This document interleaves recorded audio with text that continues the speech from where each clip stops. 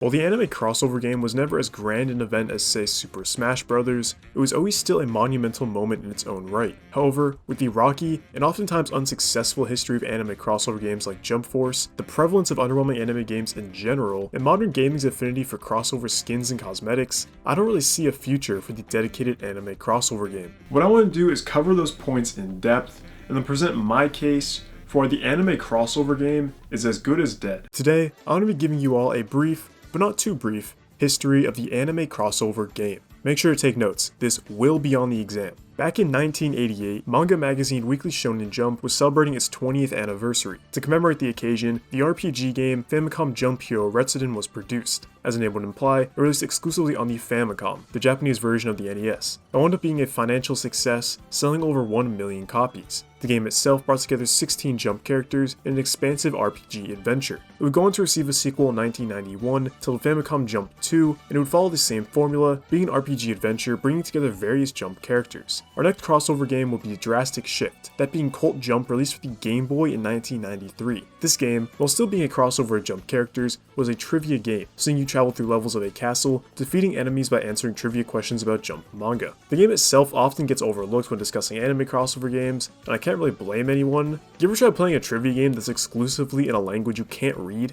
Yeah, I don't recommend it. Our next Jump crossover game wouldn't be until 2005 with the release of Jump Superstars on the Nintendo DS. While it was still released exclusively in Japan like its predecessors, it was a proper crossover event. It was a platform fighter, akin to games like Smash Bros., another crossover series that had found success most recently with Melee in 2001. Jump Superstars featured a roster of 34 playable characters from across 27 different manga series. It had its own unique gameplay systems that embraced the source material, really feeling like a manga crossover game. It wound up being a financial and critical success, leading the way for its sequel only 1 year later. Jump Ultimate Stars released in 2006 and was an expanded version of Jump Superstars with more characters, stages, and gameplay mechanics. It ran better, felt better to play, included more depth and moves. It was overall the definitive Jump crossover. This time around we had 56 playable characters and a total of 41 different manga series represented. It was yet again a critical and commercial success, setting the standard for Shonen Jump crossover games going forward. Unfortunately, no other Jump crossover game would ever come close. That very same year in 2006, we would see the release of Battle Stadium Dawn, another platform fighting game that only featured characters from Dragon Ball, One Piece, and Naruto.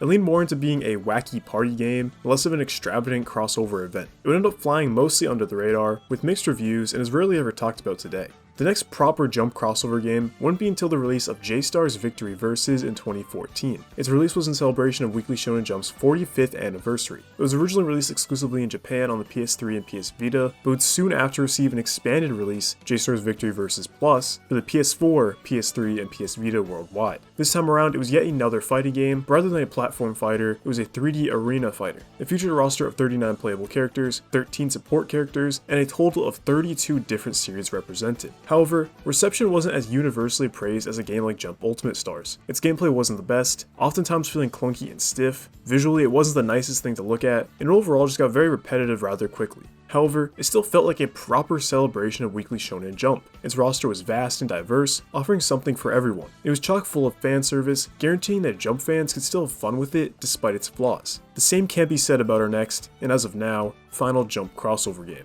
Jump Force released in 2019 to celebrate Shonen Jump's 50th anniversary, though it didn't really feel like a celebration, rather a confused and directionless cash grab. Like J-Stars before it, Jump Force was a 3D arena fighting game, and also like J-Stars, its gameplay wasn't the best, oftentimes boiling down to mindless button mashing. The rest of the game wasn't great either. It featured an incredibly lazy story mode with the most awkward writing and animation imaginable. Its roster lacked any sort of variety, with only 17 series represented, a far cry from J-Stars 32. And of those 17 series, almost all of them were battle shonen. J-Stars covered all genres. It celebrated Jump's history. Jump Force only covered the most mainstream series. Jump Force also went with this ugly, serious, semi-realistic art style that doesn't match the tone of Shonen Jump at all. It overall felt like Jump Force wasn't trying to celebrate the history of Jump. It was instead trying to appeal to mainstream Western audiences. It wasn't fun or campy like Jump manga tend to be. It was dark and serious like a Hollywood blockbuster. There were no deep cut or lesser known series included. It was only mainstream battle shonen that everybody knows. And clearly I wasn't the only one to call out these grievances, as the game was a critical failure, being universally panned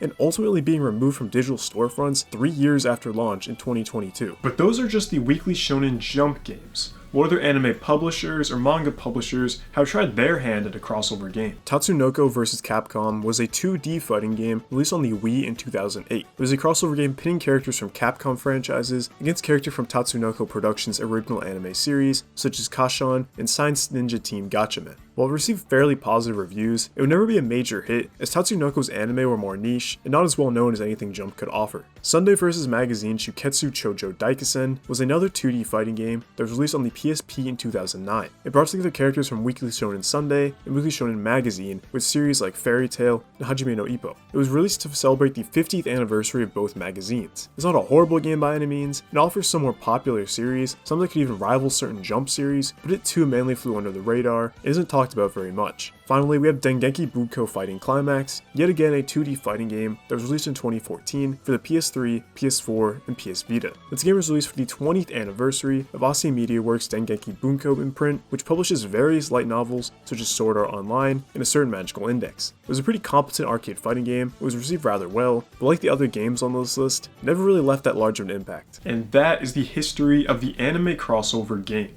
Of course, there's some other more niche titles out there, like Nendroid Generation, but these are the ones that are the largest titles. The ones more often than not released as part of a publication's anniversary in celebration of their history. The last big anime crossover game was Jump Force, and that was already 6 years ago in 2019. So where are all the anime crossover games now? Well, we have mobile games, games stuck in development hell, and baseless rumors. Shonen Jump isn't new to mobile games. Back in 2018, for Jump's 50th anniversary, they released Jumputi Heroes, a Japan-only mobile puzzle gacha RPG. It would be shut down in 2024. Also in 2018 for the 50th anniversary, we got Weekly Shonen Jump Jikyo Janjan Stadium, a Japan-only mobile platform fighter. It would also be shut down only a year later in 2019. And most recently we have Jump Plus Jumbo Rush, a Japan-only mobile tower defense gacha game released in 2025 for Jump Plus' 10th anniversary, and I don't see this game lasting very long. But what about Jump Assemble, you may be asking? Well, Jump Assemble was originally going to be a mobile MOBA, bringing together various Jump characters like Naruto and Demon Slayer. It had a limited release in a couple of countries with the promise of a global release soon. Well, now it's been temporarily shut down and rebranded into a Brawl Stars clone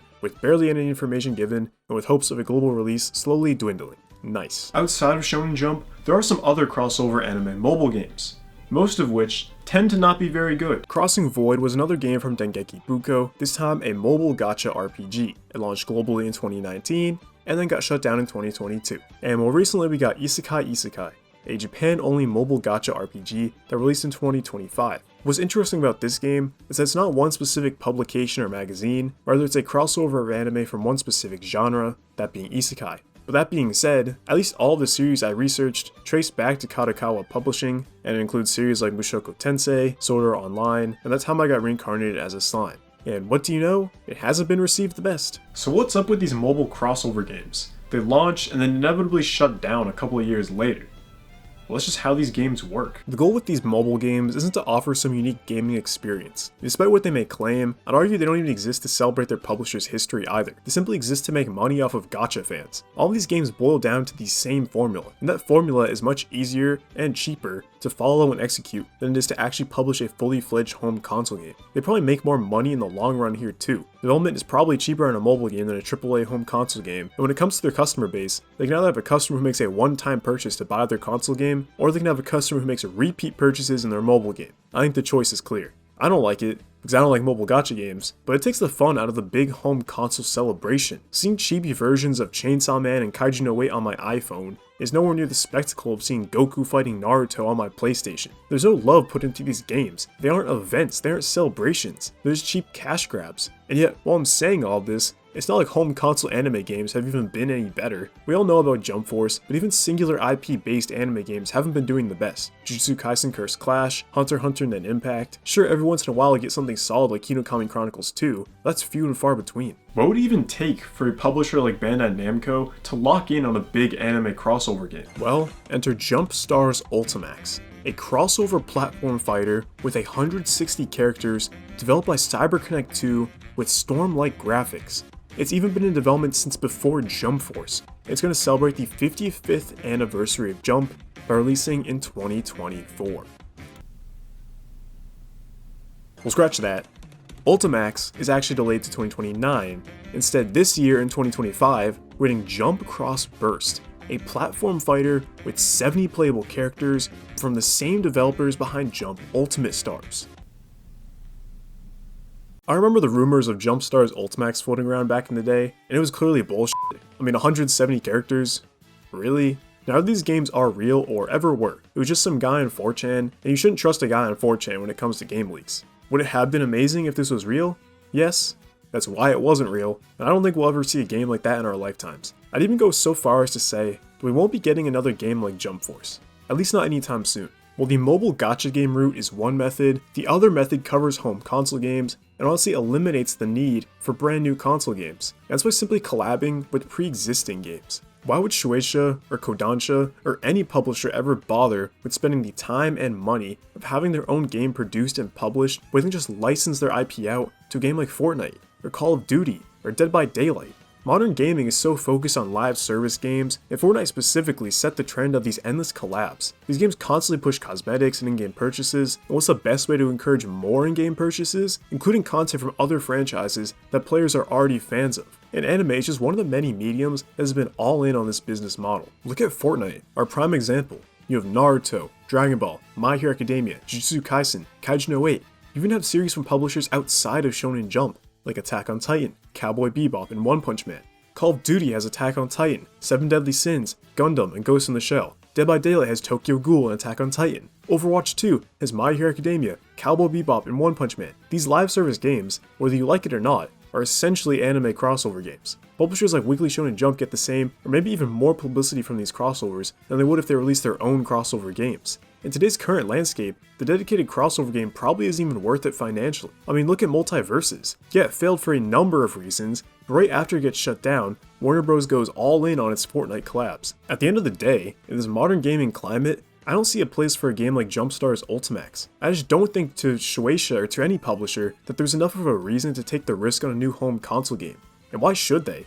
If they run the risk, they could end up with a flop like Jump Force. It's only to be expected with the state of anime games, how repetitive and underwhelming they've been. A mobile game is a much safer bet. To get some money from gacha fans, it can easily shut the game down a couple years later. Or they can simply license their franchises out to a large platform game like Fortnite, Call of Duty, PUBG, Overwatch, Mobile Legends, Roblox, you name it. Not to mention licensing is its own huge problem. I'm not going to pretend like I know anything about that, but I can take an educated guess and say it's probably easier to get Naruto into Fortnite than it is to get, say, 30 different manga series in one single game. And of course, every now and then we'll get the more niche crossover game, but I think the days of a big event or a large celebration release bringing together a large cast of diverse yet still popular series are done. Yet the last one we got, Jump Force, wasn't very good, but back then I still imagined we'd get a follow-up.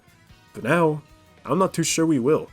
But you know, it would be the funniest thing ever if like a day after I post this, they announced Jump Force 2 or something like that.